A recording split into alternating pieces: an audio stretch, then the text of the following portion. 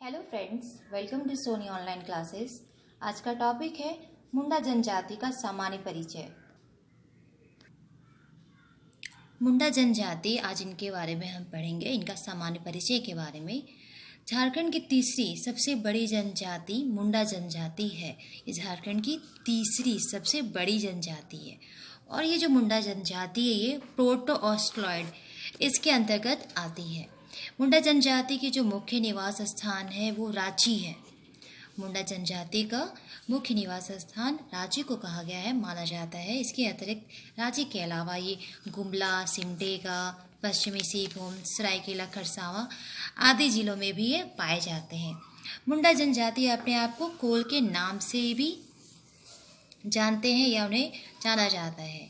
तमाड़ क्षेत्र में रहने वाले मुंडा, जो तमाड़ क्षेत्र में रहते हैं, वैसे मुंडा को हम तमाड़िया मुंडा कहते हैं और या पातर मुंडा कहते हैं।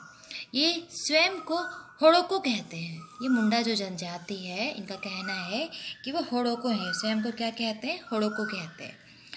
और मुंडा जनजाति में गोत्र को कीली कहा जाता है। गोत्र को ये लोग कीली कहते हैं। उराव जनजाति भी गोत्र को कीली कहते हैं और मुंडा जनजाति भी गोत्र को कीली कहते हैं। मुंडा जनजातियों की जो भाषा है वो भाषा मुंडारी है और ये मुंडारी जो भाषा है ये ऑस्ट्रो एशियाटिक भाषा परिवार के अंतर्गत आता है। ये अपनी भाषा को होड़ो जगर कहते हैं। मुंडा जनजाति है जो अपने आप को होड़ोको कहते हैं और अपनी भाषा को होड़ो जागर कहते हैं।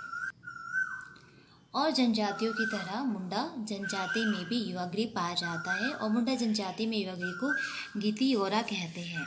यह एक तरह से प्रशिक्षण केंद्र होता है, जिस तरह से गुरुकुल होता है उस तरह से मुंडा जनजाति के जो युवक हैं, युवतियाँ हैं, उनको प्रशिक्षित करने की संस्था होती है और इनके समाज में युवागृह को गीतिगौरा कहा जाता है।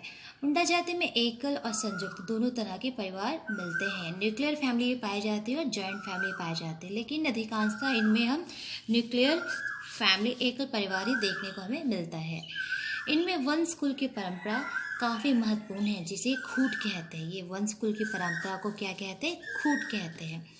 इनकी समाज भी पितृ सत्तात्मक और पितृ वंशीय होती है। रिजले, उनके अनुसार मुंडा जनजाति में टोटल 340 गोत्र पाए जाते हैं। उन्होंने कहा है कि मुंडाओं में, यानी मुंडा जनजाति में, मुंडा ट्राइब्स में जो क्लेन है, जो गोत्र है, वो कितने टाइप्स के होते हैं?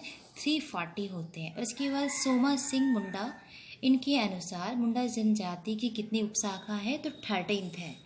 कितनी है? 13th उपशाखा जो चर्चा की, लेकिन मुख्य रूप से 2 शाखाओं को ही माना जाता है। एक है महली मुंडा और दूसरा है कपाट मुंडा। मुंडा जनजातियों में ये जो समगोत्रीय विवाह है ये वर्जित होता है। ये समगोत्रीय विवाह नहीं करते हैं।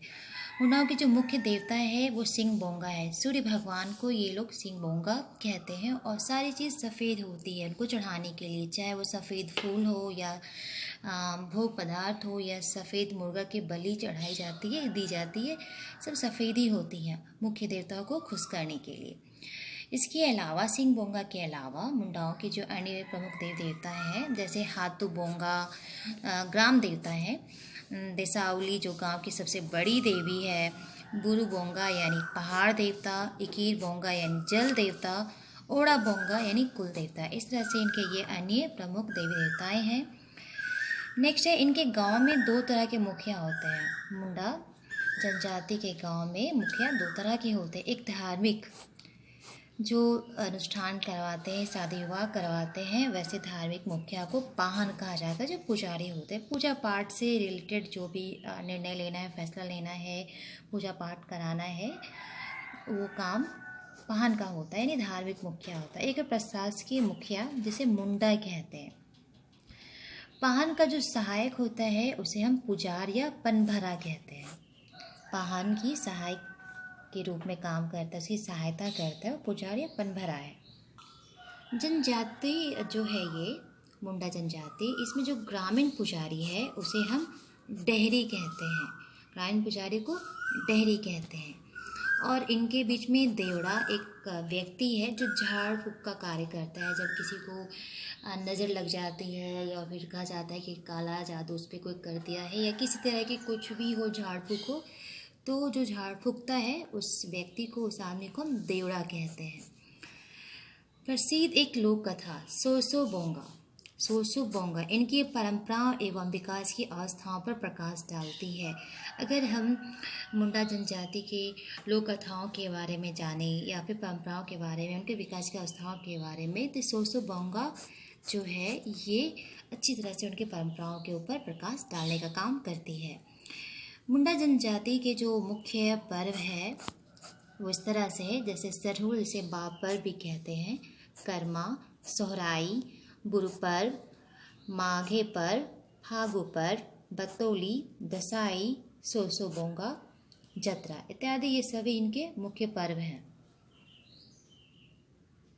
मुंडा जनजाति में जो पूजा स्थल होती है उसे हम सरना कहते हैं और पंचायत स्थल उसे हम अखड़ा कहते हैं। इनके गांव में 3 प्रमुख स्थल होते हैं। मुंडा जनजाति के गांव में 3 प्रमुख स्थल होते हैं, जैसे सरना, अखड़ा या अखड़ा, शासन। तो सरना क्या है? तो सरना इनका मेन जो पूजा स्थल है उसे हम सरना कहते हैं, और अखड़ा जो गांव के बीच में होता है, खुला स्थान होता है जहाँ पे पंचायत की बैठकी होती है, जहाँ पे व्यक्तियाँ एकत्र होकर नाचते गाते हैं, उसे अखड़ा कहते हैं। और शासन क्या है? शासन या शसान, तो ये इस स्थान पे इनके पूर्वजों की हड्डियाँ दबी होती है, उसे शसान कहा जाता है। शसान में मृतकों की पुण्य स्मृति में पत्थर के शिलाखंड रखे जाते हैं, जिसे शसान या शासन दिरी कहा जाता है। मुंडा में गांव के झगड़ों का निपटारा ग्राम पंचायत करता है। अगर मुंडा गांव में अगर किसी तरह का कोई भी झगड़ा विवाद हो तो उसका निपटारा ग्राम पंचायत के द्वारा किया जाता है, और इसका जो प्रधान होता है वो प्रधान मुंडा होता है और गांव का मालिक होता है, जिसे हम हाथों मुंडा भी कहते हैं। मुंडाओं की जो मुख्य पेशा है वो कृषि है होता है। मुंडा जनजाति के समाज में शव को जब जलाने और गाड़ने दोनों की प्रथाएं पाई जाती, लेकिन सबसे ज़्यादा ये लोग दफनाने की प्रथा जो है उन्हें ज़्यादा प्रचलित है, उससे ज़्यादा ये लोग इम्पोर्टेंस देते हैं। और मुंडा जनजाति में कोई त्यौहार होता है, कोई फंक्शन होता है, उसमें जो पुरुष जो कपड़े धारण करते हैं तो उसे हम पटोइया करैया कहते हैं, और महिलाएं जो कपड़े धारण करती हैं पर त्यौहार में उसे हम पारैया कहते हैं। तो गाइस इस तरह से मुंडा जनजाति का ये सामान्य परिचय हुआ, और आशा करती हूँ कि आपको ये वीडियो बहुत अच्छा लगा होगा, और भी मैं वीडियो बनाऊँगी। बस इसी तरह से लाइक सब्सक्राइब करते रहिए। जय हिंद।